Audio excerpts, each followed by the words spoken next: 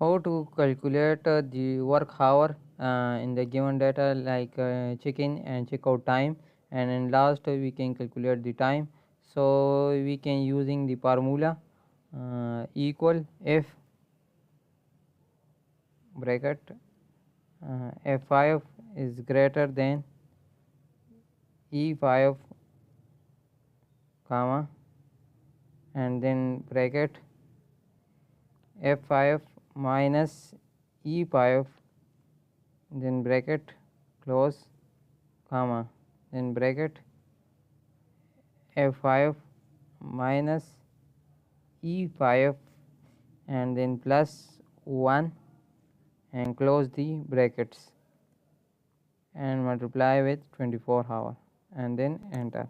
Here we can see that there are work hour is 8, so we can drag this with all cells. So here we can see that 8 hour, 8, 10, 8 and 8. So we can also calculate the total. So here we can see that there is some option. We can see that there is also a formula like this, apply here.